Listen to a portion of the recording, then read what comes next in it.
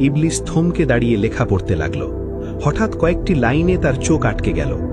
একজন বান্দা অগণিত বছর ইবাদত করবে, কিন্তু একবার আল্লাহর আদেশ অমান্য করবে, ফলাফল জান্নাত থেকে বহিষ্কার, আর তার নাম হবে অভিশপ্ত।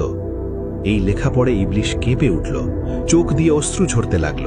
সে সঙ্গে সঙ্গে সজদায় লুটিয়ে পড়ল। সেই সজদা চলল হাজার হাজার বছর। মাথা তুলতেই সে দেখল নিজের সজদার জায়গাতেই লেখা জলজল করছে, ইবলিসের উপর আল্লাহর লানত। তার মনে পড়ল এক পুরনো কথা। আল্লাহ একদিন তাকে জিজ্ঞেস করেছিলেন এমন অবাধ্য বান্দার কি শাস্তি হওয়া উচিত। ইবলিস তখন নিজেই বলেছিল তার উপর চির অভিশাপ। আল্লাহ বলেছিলেন, এই কথাটা লিখে রাখো, কাজে আসবে। ভয়ে কাঁপতে কাঁপতে সে বলল, হে রব, সেই বান্দা কে?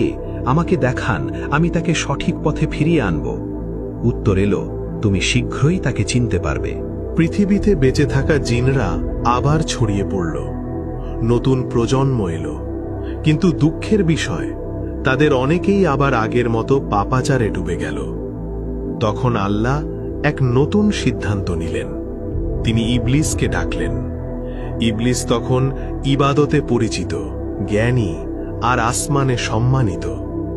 আল্লাহ তাকে বললেন, দুনিয়ায় যাও, বেঁচে থাকা জিনজাতিকে আমার পথে ডাকো, তাদের ভুল থেকে ফেরাও। এই দায়িত্ব পেয়ে ইবলিস আনন্দে ভরে গেল। সে বিনয়ের সাথে বলল, হে আমার রব, আমাকে এমন ক্ষমতা দিন যাতে আমি সারা দিন দাওয়াতের কাজ করতে পারি, আর শেষে আপনার দরবারে ফিরে এসে ইবাদত করতে পারি। আল্লাহ তার দোয়া কবুল করলেন। ইবলিস দুনিয়ায় নেমে গেল। সে জিনদের একত্র করত, নসিহত করত, বলতো, অহংকার ছাড়ো, রক্তপাত বন্ধ করো, আল্লাহর পথে ফিরে আসো। কিছু জিন সত্যিই তার কথা শুনল। তারা পাপ ছেড়ে ইবাদতে ফিরে এলো। ইবলিসকে তারা নেতা আর শিক্ষক মানতে শুরু করল। কিন্তু অধিকাংশ জিন তার কথা শুনল না, বরং তারা আরো বেপরোয়া হয়ে উঠল। পাপাচার বেড়ে গেল, বিদ্রোহ আরো গভীর হল। ইবলিস বুঝতে পারল এদের শুধু দাওয়াত দিয়ে থামানো যাবে না। তখন আল্লাহ আবার আদেশ দিলেন, ফেরেশতাদের সাথে যাও, যারা সীমা ছাড়িয়ে গেছে, যারা আর ফিরে আসবে না, তাদের দমন করো। এই আদেশ পেয়ে ইবলিস ফেরেশতাদের সাথে নেমে এলো পৃথিবীতে। শুরু হলো কঠিন অভিযান। অবাধ্য জিনদের ঘাঁটি ধ্বংস হতে লাগল। এই যুদ্ধে ইবলিস সামনে থেকেই নেতৃত্ব দিল। ফেরেশতারাও তার সাহস আর দৃঢ়তা দেখে বিস্মিত হল। অবশেষে পৃথিবী আবার শান্ত হল। এই সব কিছুর পর ইবলিসের মর্যাদা আরো বেড়ে গেল।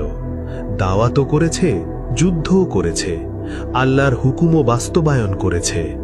আর ঠিক এখানেই নীরবে জন্ম নিল এক ভয়ঙ্কর ভাবনা, আমি তো আল্লাহর কাজই করেছি, আমি তো দাওয়াতও দিয়েছি, যুদ্ধও করেছি, আমার মতো আর কে আছে? এই ভাবনাই ছিল তার অহংকারের বীজ। এই দায়িত্ব, এই সাফল্য, এই সম্মান সব মিলিয়েই তাকে খুব উঁচুতে তুলেছিল। আর সেই উচ্চতাই একদিন তাকে সবচেয়ে গভীর পতনের দিকে ঠেলে দিয়েছিল। কিছুদিন পর ফেরেশতারা আতঙ্কিত হয়ে ইবলিসের কাছে ছুটে এলো। তারা লৌহে মাহফুজে দেখেছে শীঘ্রই কারো ওপর চির অভিশাপ নামবে। সবাই কাঁপছে। তারা বলল, ওস্তাদ, আমাদের জন্য দোয়া করুন। ইবলিস দোয়া করল,